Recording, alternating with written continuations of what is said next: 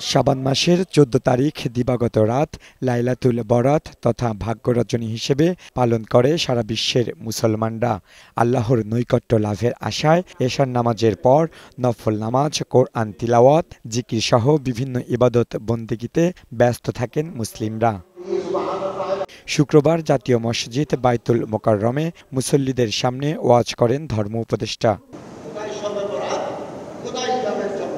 এই রাতেই মহান আল্লাহ তাআলা তার বান্দাদের জন্য অশেষ রহমতের দরজা খুলে দেন। অতীতের গুনাহের জন্য যেমন ক্ষমা প্রার্থনা করেছেন, তেমনি ভবিষ্যৎ জীবনের কল্যাণ কামনা করে আল্লাহর কাছে মোনাজাত করেন তারা।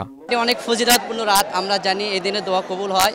আজকে এই জন্য আমরা সবাই ধর্মপ্রাণ মুসলমান ইবাদত করতে আসছি। জান্নাতের উসিলা হইল আজকের এই রাতটায় অনেক অনেক ইবাদত করা দরকার। আল্লাহ পাক পূর্বের সমস্ত গুনাহ মাফ করে দিন।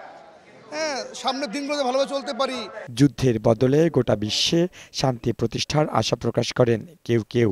আল্লাহর কাছে এই দোয়াই কামনা করতেছি যে মানুষ হত্যা বন্ধ হয়ে যাক, দেশে শান্তি বিরাজ করুক। দোয়া চাই যাতে সবাই ভালো থাকুক, সবাই সুস্থ থাকুক। পবিত্র এই দিনে অনেকেই প্রিয়জনদের কবর জিয়ারতে কবরস্থানে যান। প্রিয়জনদের কবরের পাশে দাঁড়িয়ে আত্মার শান্তি কামনায় দোয়া করেন। এ সময় অনেকেই সাধ্য অনুযায়ী দান খয়রাত করেন।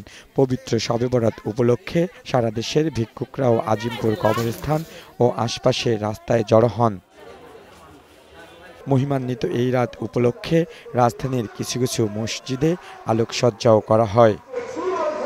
লিওন মীর, বৈশাখী সংবাদ, ঢাকা।